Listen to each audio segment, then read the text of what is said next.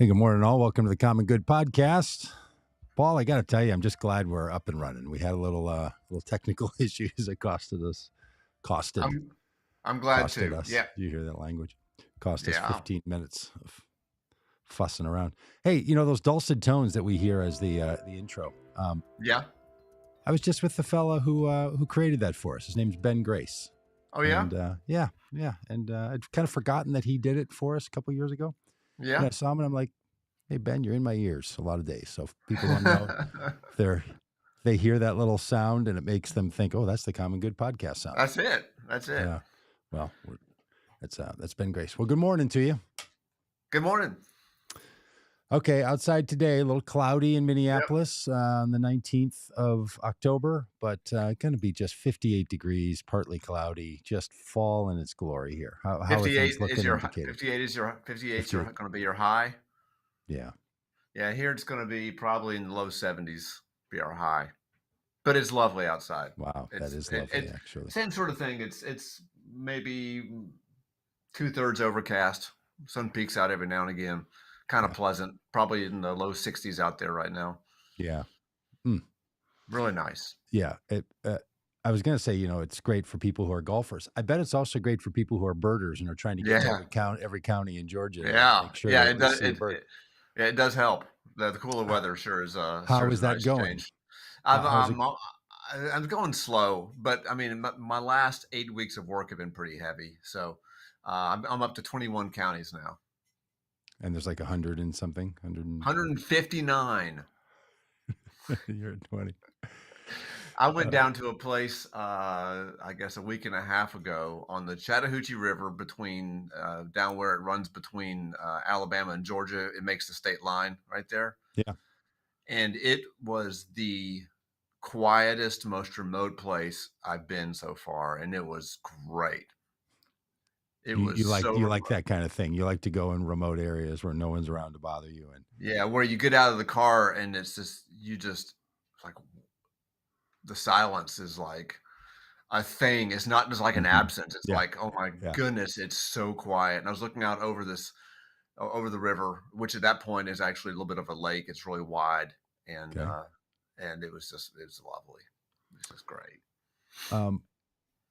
Paul, I've always thought you're the most interesting astrophysicist I know. You get the most interesting astrophysicist. That's a long list I'm on top of there. Yeah, you're a birder, which we're just talking about now. You pay attention to birds. You can name 100. You can name 100 birds off the top of your head. Just amazing. You're an author, of course. You've written a number of books that changed people's lives. You're a professor. You're a pastor. You're a theologian. You're a podcaster. You're a physicist, a pastor, a podcaster. I'm starting a little alliteration here. You just have a lot. You have a lot going on. So I always thought, I'll probably never think of an astrophysicist with such a wide pedigree until I found out that the Queen guitar rocker Brian May works for NASA. Yeah. The rock guitarist from Queen is also an astrophysicist. Yeah, he is. He went to like MIT or something, Paul? right? I mean, I think he went to like total brainiac. Yes, amazing. I'm not saying your slot here on the Common Good Thursday podcast. He discovered Brian May. I'm out of his life now. But I am saying, if we could ever get Brian May just to come on and chit chat, and we could talk about guitar riffs and amps and the music of the 70s and some work that NASA is doing, that would be awesome. How long have you known? I mean, truly, this was a discovery of mine like 10 days ago. I don't know why I didn't know it. I've known it for a long, long time. Among science nerds like me, it's like when we find somebody who's cool, who's also a science nerd, we kind of pump it up a little bit, You pump up the volume, as they have you say? Yeah. So it's probably common knowledge among astronomers, astronauts. Really? Yeah. Well, I'll tell you what. Just another example. I'm not trying to be hard on astrophysicists and scientists. Don't always do the best job about bragging about themselves. No, they don't. No, we as a group are not exactly self-promoters. I mean, every now and again you find one who is. sort of cut it in the Galileo mold, because he was a total self-promoter. But most of us are not. Don't have that personality quirk that makes us, self-promoters. And you might think that Brian May, rock legend from the band Queen, would be one of those. So, and maybe that's why we even know about it. Maybe that's why we're talking about him now, and he's working for NASA. But he's old, like he's like 70 or something, right? Yeah. Yeah. But I'll tell you, I'm new into guitar, and so I follow a lot of guitar news, and I'm having to learn a whole vocabulary. Right. You are learning guitar. And I've gone with a deep dive into guitar culture. Like I listen to podcasts, I just have them on. I watch YouTube videos for no particular reason, just in the background, because I'm trying to learn what guitar people do and say and how they talk about it. Because if you're going to be fluent, not just playing the chords, but knowing the lore. Yeah, trying to become a guitarist is what I'm trying to do. I'm trying to embed myself in that world. And I got you. Boy, there are people in the guitar world who, when they talk about Brian May, rock guitarist from Queen and astrophysicist helping out at NASA, they're like, this guy was remarkable. Absolutely remarkable. The things that I'm not going to go on and on about guitar, but all the things that were created in the 1960s and 70s in the rock music genre generally and broadly was so incredibly innovative. And now people try to replace it with a pedal and with a modeler on their computer that makes it sound. People are working their entire days trying to make the sound that Brian May did without any of those tools, right? Have you come across the odd fact that at least for a large part of his time with Queen, he played not with a pick but with a coin? No. He used a, which is crazy, because I mean, most people like their guitar picks to like give a little bit, you know, but he used a coin, which is crazy. Amazing. I mean, these folks just doing incredible things. So he's obviously been a genius, and he has had a lot to do with the sound. And a lot of great guitarists and great musicians are really math people. Like they're thinking in math terms, but also with cadence and rhythm. And so they're putting things together. So anyway, it was when I discovered it, I'm like, okay, I can see how that makes sense. Like in one sense, you could think that a rock star like someone in Queen is, basically just an undeveloped adolescent that is dancing on the stage, or these people are geniuses that have created something that will last, at least 50 years of enjoyment, and maybe. I think that Queen at its peak was a phenomenally creative and irreproducible sound. Yeah. And it was Freddie Mercury. Okay, no, we're in way too deep. It was Freddie Mercury for sure, and Freddie Mercury's voice and Freddie Mercury's persona. But the music was not Freddie Mercury. Right. It was Astrophysicist Brian May. It was Astrophysicist. Now I'm feeling threatened now, Doug. I'm feeling threatened. Your son is a musician. You're an astrophysicist. I'm a wannabe. So I don't know. I think we get a little something together. Yeah. Hey, by the way, you know what I did last night, Paul? What? I played an open mic with my guitar and me singing for the first time ever in my life. Like at some bar somewhere? Like at an open mic thing at a cider house, a place that's like a bar, but it's the Minneapolis Cider Company. And they have how'd it go? Wednesday night open mic, and you sign up. Well, I've never sung in front of strangers. I've never played my guitar in front of true strangers. I mean, a couple times, maybe one time we could go at sort of a campfire thing, but I knew pretty much never done anything remotely like it. And I give you big points for putting yourself out there. Thanks. Yeah. That's great. Yeah. A lot of people have said that were there, or they watched the video I posted on Facebook where people see this. Some people see this. How do you feel? How'd it go? How do you feel about it?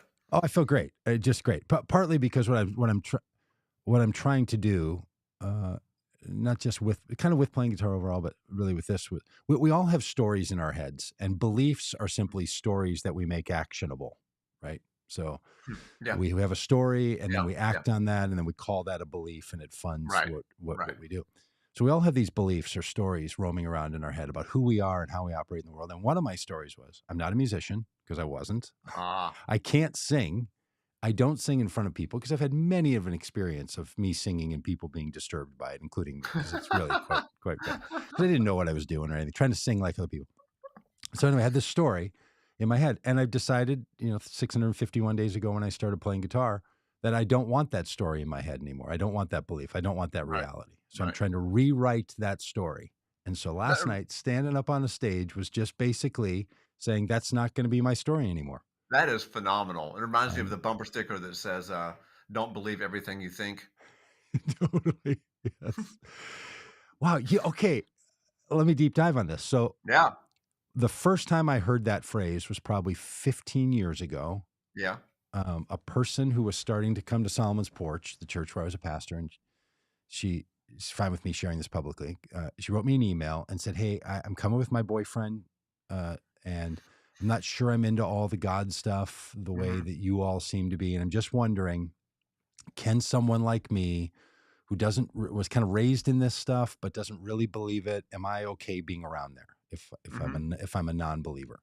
A really generous email, right, to Yeah, send. Like, yeah, "Hey, yeah, you right, guys are all up to something. I don't want to mess it up, but I'd love to be around." right, right. This is at least 15 years ago, maybe longer. Um, and her salutation, signs her name Danny, and Mhm. then her salutation under it was, "Don't believe everything you think." So I haven't thought about, and I used that in a little presentation. So I hadn't thought about that in a long time. There were like 7 people that came last night to watch me, sort of my Yeah. friends. She was one of them. Really? That very person with that very signature who said the thing that this reminded you of was like, "Oh, if Doug's gonna go do that thing, I'm gonna be." I need to text her Wow. about that. I had That is totally that that that is really a crazy confluence right there. That really is You're something. telling me. You're telling me. Wow, that happened to be the thing that came to my mind Yes. when you told me the story about what you did last night when that person showed up. Wow, that's great. It's just I should have a sound effect somewhere Wow. that Nothing we goes can there. say about, the universe is gonna top that. Okay, We've well peaked. This yeah. this We're gonna spend our time saying things about the universe, and that's what the universe had to say to us today. that's correct. See, That we're is gonna correct. we're gonna now talk about God, but in non-God language, and just call God That's all I ever do. That's a all I ever do universe. is that's all I ever do is talk about God, but I Yeah, never use the word. yeah. The name that will not be spoken, which is kind of a Jewish a Jewish phrase, right? Right, Like you right, don't say the name, like Yahweh is even like the right, name, the right, non-name of the non-name right. of God. Yeah, Because and all that. to name it is to confine it, and you can't do that. Yes, and to Yeah, objectify it. Yeah, yeah, right, for sure. Yeah, and to make it sort of an object among objects in our minds. hmm as Yeah, opposed to the base of all being. Yeah. Hey, exactly. well, we could go deep into all that too. And Deep, good deep. morning to Joanne, who's on the podcast with us. Hello, Joanne, and good morning to Yabbits, right there outside of Cobb County. Alright. Um, Yeehaw. I've been trying to fix our little pop-ons here, and it doesn't look good. Hey, one more thing, Rob. Rob, one more thing, Paul, before we get to more important things about the sky. When I was pulling up articles for our conversation, I saw this one in the Atlantic. Yeah. Self-checkout at stores, they say in the headline, is an experiment that failed. A failed Well experiment, self-checkout, and I couldn't be more pleased. The joy, I was like Grinch, whose heart grew 3 sizes when I read this article. Self-checkout well is a failed experience, and we can be done with it. I think I'm probably not alone in that I've got a lot of feelings about this also. My first thought is, how can that be when everywhere I go, you seem to see more and more of these things? Okay, good Um, point. okay, so from a capitalism point of view, from a squeezing every juice out of every penny point of view, from the it seems to be working. Yeah. So, as a social experiment, what does the article say? Here's what the article says. And I think, our many conversations about physics and astrophysics and all about like the things you observe are not necessarily the simple explanation may not be Yeah, yeah, yeah, yeah. the fullest. It's one of these. These are the social scientists. And basically what the article is saying, well worth the read. It's in the Atlantic. So therefore, give yourself an afternoon, right? I mean, these Right, people. right, because it's 10,000 words or Yeah. something, yeah. Yeah. Somehow every other like journalist and writer is told cut words, cut words. Yeah. And the Atlantic takes the attitude that I think Aaron Sorkin has, where he said, Aaron Sorkin, that screenwriter and TV show Yeah, yeah, writer, yeah, yeah, yeah, yeah. said he grew up in a family where their phrase was, if you can say it in 30 words, why would you say it in 10? Like, just let it, let it breathe, right? So he writes long, long things. So it's in the Atlantic. But basically, their argument is people hate it. It causes theft. Ah, And stores now, even though it feels like it's everywhere and it is, that tide has started to shift. I'm happy to So hear it. Is that big real? companies, Walmart has pulled it out of some stores as an experiment completely. Costco has started to bring in many more people to be there with you as they're looking to phase it out. Shopco, like these, not just, like your local grocery store who's Right, totally been a laggard following up, with right, everybody else, like right, because the right. technology is now available and free, and they were told. And it really does a great job of highlighting the promises of making people work here if they want to shop here is a terrible idea. Like I've never Wait, understood it. say it again? Well, this is my Making people. theory. Yeah. Making people work here if you want to shop here. So when I have to go to the self-checkout, because some places around that's all there is. You're right, right, certain hours of the day too, yeah. Yeah. Yeah. Or at Home Depot, you have to go stand over in the contractor line. Mm, yeah, And act like you're a contractor if you wanted some yeah, personal help. right. Um, Funny enough, they don't let you do that on returns. There's no self-checkout on returns. Hey, I bought this. Mm. Okay. So anyway, I always make a little comment, to the poor people. I'm like, well, it's nice to be a coworker. I didn't know I had to work here at Home Depot in order to shop here at Home Depot. I didn't know I had to Oh, look I up see. codes on my Apple to be able to Right, tap the thing. Like, I don't understand ever. If you can't afford to have the employees, you can't afford to have the store. Is my theory yeah, on this. yeah. Like, just can we get? I don't know. People must love So it, so, obviously, because people love all kinds of things. But I'm not one of them. so the evidence is indicating that, shoplifting has gone up?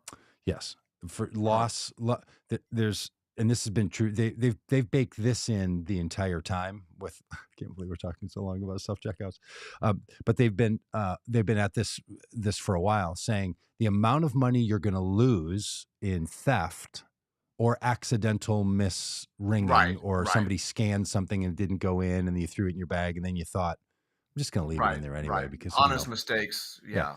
that's what I get paid for working here. It's my employee discount when the thing doesn't ring up properly. I throw it in the back.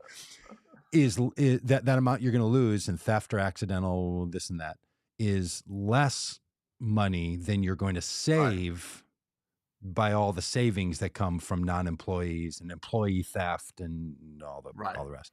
And so right. I think now they've realized that there are many other costs, and those costs are not as significant. Huh, And one of the things is there's so much theft in stores anyway, right? Like you go to a Walgreens, there is no yeah, self checkout. Like they're making you go to a line and see a person. And then other places, it's just freebie. There's nobody right, around. And you're just like, okay, I right. guess this is the deal. So maybe it's convenience or something else. But anyway, Well, we uh, have this store near us, it's a Michael's, it's like a craft supply, like an arts and crafts kind of store, mhm. and this happened to me, and then it happened to Elizabeth, like, 2 weeks later. We walked up, and we were, like, the only ones in the checkout, and there was a dude standing there, like, looking at his phone, and I was like, he looked at me and said, "Oh, self-checkout." He looked at me and said, "Hey, self-checkout's right there." I was like, "What? Yeah, What are you doing? Are yeah, you looking at your phone? Is that what I think you're doing?" yeah. Yeah, and you're not gonna, yeah, it's very, very weird. Very weird. And somehow, I don't know. I don't run like businesses like that. I don't know how this is all supposed to go, but somehow people think that what we all want is less interaction at the Right, checkout and efficiency and all the right. rest of it. And like, n- I don't know. Maybe, No. maybe that's what some people want, is they want going to the store to be like going birding in that little river area that you went to where there's no one there and you have zero interactions and you're just left alone. I don't Yeah, know. Maybe that's what other people want, My feeling is that's what Amazon.com is for. If you want, Yeah, right, right. if you want no contact receiving of items, just pay someone $0 to bring it to your house. Yeah. Have you ever seen the ones, the self-checkouts that ask if you wanna leave a tip? Like Self-checkouts ask you if you want to leave a tip. Oh, please. No, I've never seen one. yeah. That's awesome. Yeah. That is so late stage capitalism. It's like, Oh, not only are you going to do the work for us by checking yourself out, but you're going to pay us for doing our work for us.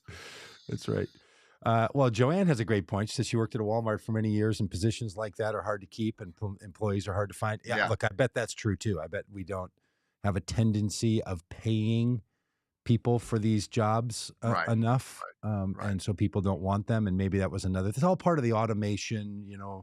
remove people from the system. I know Or expensive. in some developing countries, um, like India, particularly, especially rural India, having power lines or not the heavy power lines, but like cable connecting power lines running into Yeah. towns and houses, especially when you get into towns. The wood and planting wood in grounds for poles is very Yeah. expensive, Oh, and there's so many people that they use human beings to hold these things up like instead of all putting a day? yeah, instead of putting a pole in the ground, which seems ludicrous to us, right? Like That's their job, is to stand there and hold a pole for 12 hours a day or 10 hours a day or something? yeah, and they rotate and they do other things too, but that's like there's just more people than there is that resource, and you're Wow. employing people. So we're always in this negotiation from that kind of wild extreme, right? Yeah. Which we would only ever do in a temporary situation, like maybe if a road construction people were Right. constructing a road and had to take something down, and then you're going to have Right. something be held up Right. temporarily, but we wouldn't do it sort of permanently.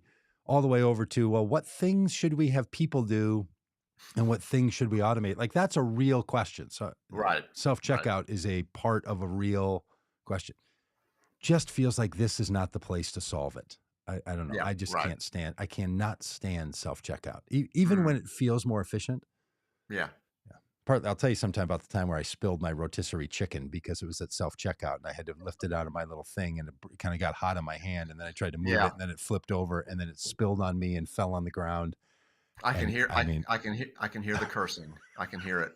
you imagine? And I go on some mumbling rant to the store manager while we're having to clean up this turkey or this chicken about how much I shouldn't be an employee there, and they should not Yeah. let me work there, and why do I Yeah. have to Right. do my own thing? And while they were doing it, he goes, "Oh, and I just saw it coming. I just saw it happening." Like Yeah. when you grab that chicken with one hand, we tell he said, we tell our baggers, you don't grab the rotisserie chicken with one with one hand. Like, yeah, I don't have training. I'm not Yeah. trained. Right. Right. You're right. You haven't been trained. Can't train to ring up a chicken. All right. Hey, we have many more important things to talk about. Oh yeah. But Oh yeah. thanks for going down that fun little rabbit hole. No trouble. No trouble. Uh, hey, Paul, this little headline struck me. Yeah. Strange elements unknown to science lurk in the hearts of asteroids. Oh, that's a very exciting headline, Yeah, isn't yeah. it? New elements, not on the periodic chart. Take Right. the periodic chart and, add a sticky note extension to it. There's Well, we're another one. always we're always adding to it. Well, we're up to 113 now or something. 114. I don't know. Something like Okay, that. hold on a minute. Really? I Yeah. thought this was like a headline. You this is in all honesty as a guy who can't Yeah. can't The be word a the word lurk is pretty exciting. Uh, but elements unknown to science, that's a real thing. the the so the periodic chart Yeah. that in 1981 or 82 when I was in junior high, ninth grade, that I would have seen, which is kind of the last time I remember seeing the periodic chart of the elements. Truly, I Yeah. haven't seen one since. That has more little funny cubes on it Yeah. with Yeah. Yeah. new. Yeah. Just compare it to compare it to 20 years ago, and it's more. It's more now. Yeah, see, this is okay. We may not get beyond. We And I may not think get beyond this in our conversation. and I think the last few probably have not received official names yet. They keep adding them. I can look it up right now. I could see right now what the, Like how many elements are now on the periodic chart? I yeah. mean, I really thought periodic chart was closer to period, like end of sentence. This is how many Yeah. elements they are. Than like, well, periodically we're going to update it. So, Yeah, okay, I don't have the date here, but there's 118. It's more than I thought. See, I thought it was like 114. Now I'm seeing 118. 118. Okay, Yeah. so what are these? What, let's step back to ninth grade here. Yeah, yeah, yeah, let's do it. I'm with you. What I'm what I'm I'm looking over makes here, but I'm listening to you. what makes an element uh, are these derivatives of other elements? Is it like, oh, this was some they're just No, finding what elemental. okay, the element is determined by the nucleus, where the Okay. protons and neutrons live. And carbon, for example, there's all kinds of carbon. There's carbon 12, there's carbon 14, carbon 30. There's different isotopes, different kinds of species of carbon. But what makes them all carbon is they all have 6 protons in their nucleus. Okay. So it's the number of protons in the nucleus that makes an element an element. Got it. Got it. And so we are able to create heavier elements by creating nuclei with more protons in them. Okay. I hope if people are only listening to this on the audio version, I just noticed my face when you just said that. We're able to make it was like Brian May as an astrophysicist. Look, you're Uh, saying that these elements that now we're not discovering them, we're making we're them. making them. Yes, yes. Oh, this is great. The heaviest element that we've found naturally occurring, I'm 99% sure, is uranium. Okay. Uh, And heaviest means what? I Heaviest mean, means the most particles in the nucleus. oh, The mass number, so called, is the number of protons plus a number of neutrons. okay. So that S- mass number for most carbon is 12. Okay. Um, And for so uranium, it's what? 238, 240, Wow. Okay. something Not like even that. close. No, no. Not even close. So, but we have created elements heavier than that in the lab. And those are the ones that are being added to the periodic chart, or are we discovering naturally Yes. forming? I'm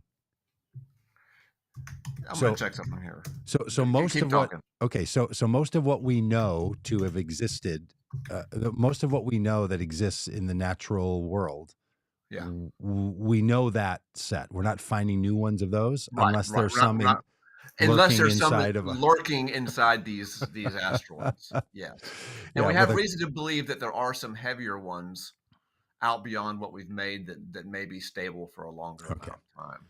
All right. Well, that honestly, that just relieves all the shock I was having that like we're still discovering new elements that are around. People are stumbling upon them, finding them. Feels better to me that we're playing God and making our own. That's That's right. We're playing God. yeah. That's There, right. there we go. Whew, So you've heard of like plutonium, right? for sure. All the plutonium we have has been we there is no naturally occurring plutonium. Huh. We can't. If you go out to your backyard and dig up some dirt with your spoon, there's some uranium in that spoon, but there's no plutonium. Oh, okay. Because we've mixed a few things together. We've moved some particles around and Yeah. turned it from something else. Did it start as uranium? Is this enriching uranium? Is that what we're talking about right now? Is this the same thing? No, no, that's not the same Okay. thing. Enriching uranium means given having a sample of uranium with more and more more and Okay. more uranium 235 in it. Where does plutonium originate? What do we start with as a base to make? I don't know. Perhaps uranium, Oh, uranium plus what's it called, an alpha particle can give you oh. plutonium. I don't know the exact reactions that we use. Is there like a recipe card somewhere that someone pulls Basically, out? Like, hey, essentially, yeah, yeah, like the difference yeah, between a scone and a muffin. yeah. Well, it all has to do with baking powder. So, It's so instead of saying preheat the oven to 400, it's get your particle accelerator going to so right. many.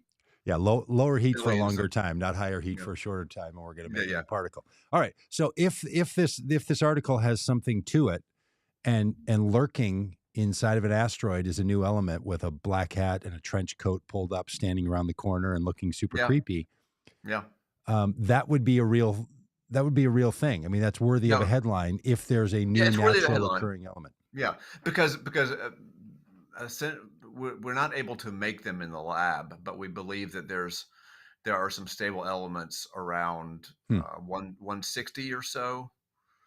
Right now, the heaviest element's 118, 118 protons Okay. in the nucleus. We think that there may be some stable or more stable elements up Okay. around the proton number of about 160. Well, boy, incredibly interesting and And helpful. and I guess they could be in these asteroids, but I I'd love to know how they got there, how the element got there, if that is really true. Well, the aliens made them and then put them in the Oh, right, asteroids and are right. sending them. It was the aliens. I mean, there's some things that are complicated, Paul, and then there's straightforward. And we too would have done this had we not been spending our time managing our own rotisserie chickens at the checkout at Correct, Woolies. correct. Hey, all right. So this one caught me. You love the moon. You've caused me to love the moon. I love the moon Good. because you love the moon. Your Yay. moon is my moon. Where you It go, I go. is. It's everybody's moon. Um, Giant heat emitting mass discovered under the surface of the moon. Why they didn't go with moon volcano discovered? I just think Yeah. that's a much better Yeah, phrase. because I mean, there's definitely has been volcanoes on the moon in the past, but the average person doesn't know that, and I think moon volcano is a pretty good phrase, Yeah, and it would be totally. it'd be very eye catching. And could be the name of our sort of astrophysicist inspired rock band, Moon Volcano. Yeah. You should call yourself that. Just that should be your stage name. The guy who followed me last night at the open mic thing is Yeah. named Dog Poet. See, Dog Poet. moon volcano and dog poet. Moon Volcano. It would Okay. work. Maybe my first song will be Moon Volcano. And it'll be like one of those songs like, made by hip people, even Stevie Hit people. Wonder, where the title has okay. no reference. It's not, the phrase isn't used in the song. Right. It's just a Right. title about the song. I Right. do that kind of Yeah. thing. Yeah. All right. So is this or is this not a big deal that there's granite that now, in great part because of the new detectors that have been sent up on the moon and around the moon, Well, we're discovering all this massive amount of heat underneath the surface of the moon? well, it's not a. I mean, it's not a huge surprise to me, but maybe I don't know enough for it to. I mean, you have to know enough. You have to know a certain amount of stuff for something to be a surprise. And I may not know enough about the geology of the moon for it to be a surprise, but on the face of it, it doesn't surprise me that much because, I mean, granite's all over the Earth and it's volcanic in origin. And I've known there's been volcanoes on the moon since I took intro astronomy, back in the Middle Cretaceous period. Um, So it was a description of your skin at the time. yeah, and basically, Yeah. that's a good The point. oily and Cretaceous period Yeah, of my yeah. my later Yeah, adolescence. exactly. So on the face of it doesn't surprise me that much that Hmm, they would find some granite. Interesting. Uh, It seems like in this article that I don't know, they're like, "Hey, it's kind of a big deal that granite's there. well, We knew it was on Earth. We unearthed it, but we didn't know it was on the moon." Did I not read that right?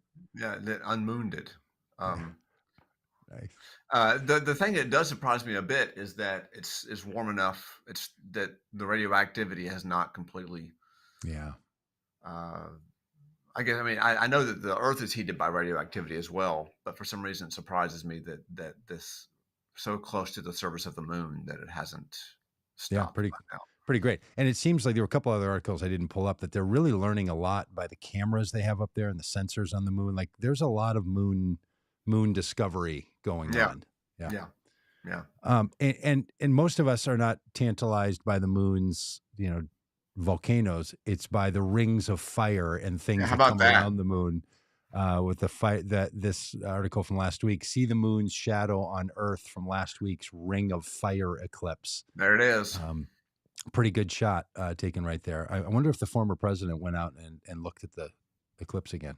Um, remember that with the guy? He Yeah, just still literally looks up, takes off the glasses, looks up. What's yeah. going to happen there? Um, uh, did you look at it through Eclipse glasses or anything no, I where you were? honestly, no, I didn't do anything with it at all. I didn't Okay. even think about it. Did It you? was it was partial here. It was a little bit over 50% covered here.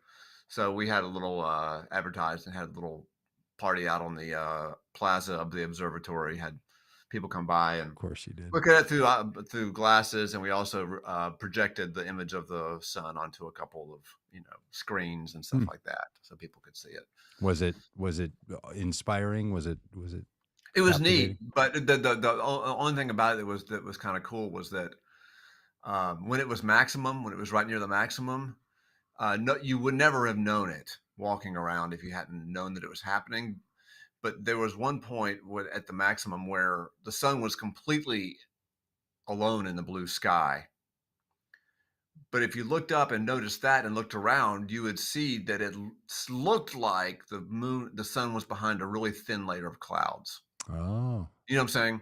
So yep, you would never have thought about it because you're totally used to the level of sunlight going up and down during the yeah, day. But you would never notice it, but you would have guessed that the sun was behind a little bit, maybe some cirrus clouds or something, but it yep. wasn't. Huh, yeah. That's as far as the effect went here. Well, we should remind people that April 8th, 2024, the Common Good podcast hosts are going to find themselves somewhere in southern Texas, Yeah. location to be broadly distributed and recruited for people to join us in a caravan to see what will be not a it was neat experience, but Exactly. a It changed my life experience. yes, And I which was telling a friend of mine about this and about you the other day. And I said, I am so excited about this. I am just as excited to watch Doug see the eclipse as I am to see the eclipse oh itself. my gosh. Because you told me you'd I never seen one. no. And it's like, oh my God, you're gonna love. I don't want to gas it up too much. I just want you just to Well, experience it. But I am looking forward to seeing your reaction. Well, thank you for that. And gas away because we're going to literally ask people to get in vehicles and drive into mid southern Texas, and then probably take a little dip down to the border and see what's going on with the human Yeah, and I'm gonna have to go look at the mistakes. And birds because birds in South Texas are like off the rails. birds, borders, and eclipses. And We'll That's we'll, it. we'll make a BB and E out of it, an EBB something. We'll come up with something. All right. Hey, this may not even be a story, but our last one. We're back to finding more planets. Yeah, So now there's a suggestion that there's a ninth planet again. So we had 9, lost 1. Is that right? yeah, Now the correct answer on the test is there are 8 planets. that's Is it? correct. Okay, that's right. Okay. Um, there used to be 9, but that's how science goes. That's how science goes. Now the hunt for a ninth planet, people feeling pretty good about it, and the folks at Science Daily have an article about this. Yeah. Well, What do you think? so it really part of this news is not this article itself is about something different other than the hunt for the planet, but there is good evidence by top. I mean, the people who publish this paper Hmm. are they're the top scientists, solar system scientists in the world. I mean, they really are. They don't publish stuff unless they've got an Oh, argument. okay. And there's really, really good evidence that there is a ninth planet out there. And I mean out there. I mean like way, way beyond Neptune. I mean Oh, like on a 10 or 20,000 year orbit, something oh, like that. like men are But from Mars, women are from Venus, cats are from ninth planets, like yeah, way out yeah, there, kind of. yeah, Yeah. way out there. Yeah, Okay. like yeah. But there's really good evidence because essentially it comes down to this that the orbits of there's this out beyond Neptune. Let me back up. Out beyond Neptune, there's a belt of icy objects called the Kuiper Belt. No. It's kind of like the asteroid belt, but it's stuff made of ice. Totally. And the orbits of objects in the Kuiper Belt strongly indicate that a much more massive planet passes by regularly and disrupts those objects in that Kuiper Belt. They look like they've been disrupted in a very particular way, and it could just be chance, but the probability of it being chance is remotely tiny. And the way this article seemed to put it, if I got this right, is one of the explanation or among the explanations for why things are not orbiting the way we think is there's some element, force, dark matter we don't know about could be Right? causing this. The other from these people who wrote this article, so I had to pull it back up on my phone, is this modified Newtonian Yeah, dynamics theory, yeah, yeah. Basically, mind. yeah, yeah. And that's Basically, really what makes this important, right? Is like, well, maybe the reason we see this anomaly in movement is because there's some force that we need to yet identify. Or maybe what we have in Newtonian physics needs to be rethought, and that right, explains it better. There is right. no other force. It's just the way we think about this. Is that something Yeah, like right? well, almost. The way I see it is that, the fact that these objects are in these odd orbits is uncontested. Everybody recognizes there's something going on here. The question is what? Number one is there could be a ninth planet.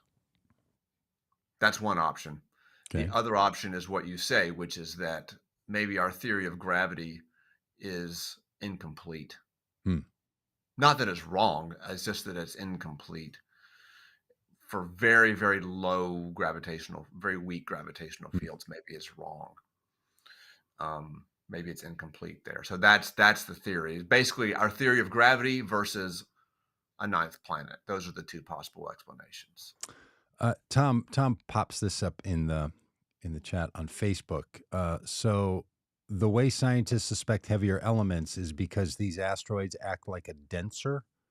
They are denser. They're more dense than we can explain. Ah, okay. So in that article, I pulled out one little excerpt of it. It says the authors caution that the current data set is small and that any number of possibilities might prove to be correct. Other Hmm. astronomers have argued that orbital particularities, excuse, are the result of observational bias. For example, I found that sentence to be so fascinating. Like some of them are like, "Oh no, this is an observational bias problem. This is not Hmm. a theory problem."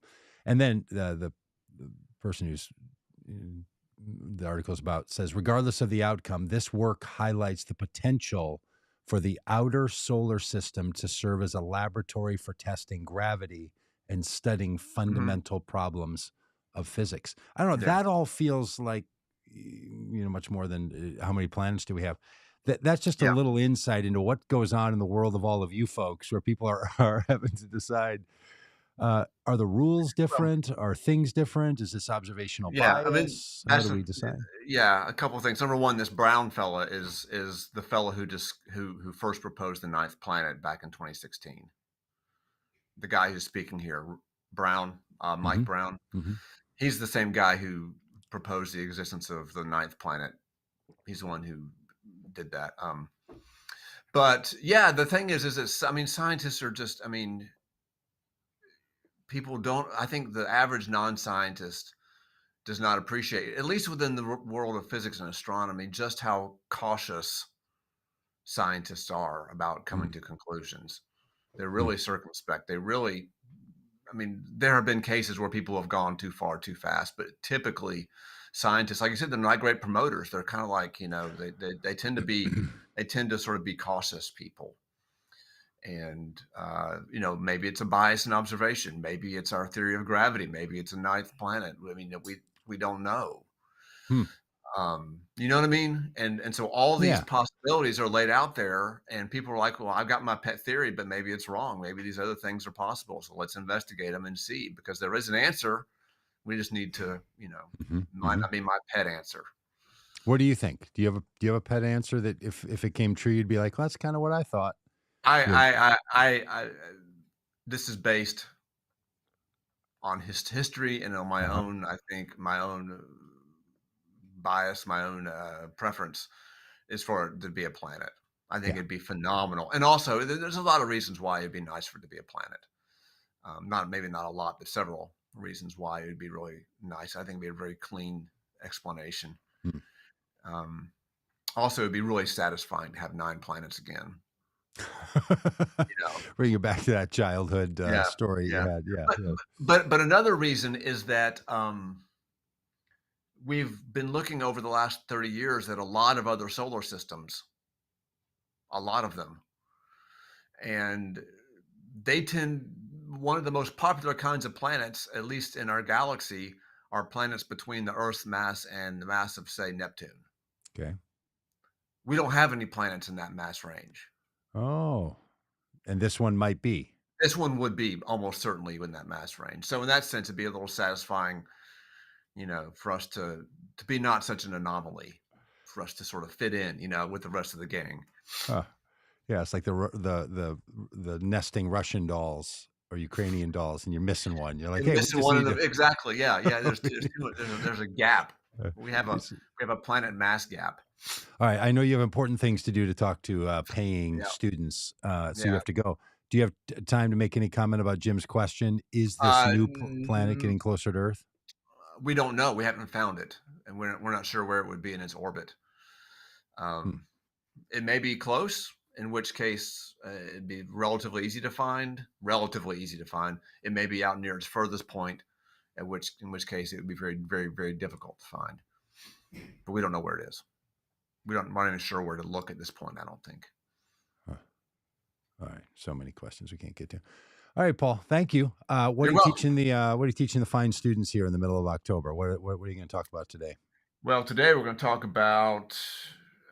You've heard of Newtonian physics, right? We were just talking about it. Yeah, I've heard there's real modifications to Newtonian physics, so I'm Yeah, well, there might be. okay. Yeah. But there's an alternate way of looking at mechanics that was developed shortly after Newton in the 1700s, called Lagrangian dynamics, and that's what I'm presenting the students Wow. with today. It does Lagrangian. it does all the same stuff that Newtonian mechanics does, but it does it in terms of energy, which is a lot easier to work with than Newtonian physics, which deals Huh. with forces. Yeah, it's kind of a deep hole, but Well, Paul Joanne says, great listening and learning this morning. Paul is easy to listen to. thank you, Don't re- Joanne. don't read a lot into that. Uh, even when he's explaining complex things,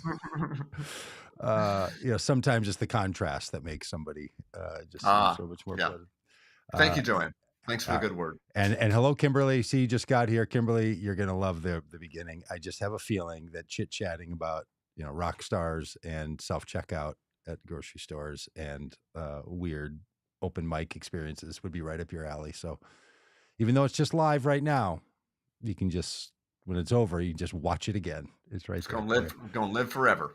And friends, if you're going to watch it anywhere, go watch it over on YouTube, even if you're on Facebook now, because it helps us more to have people watch it on YouTube than it does to watch it on Facebook. But glad to share it all these places. Paul, thank you. You're Great day. welcome. Welcome. And I hope you see a new bird someday. Oh, me too. Okay. All right. Bye. Soon.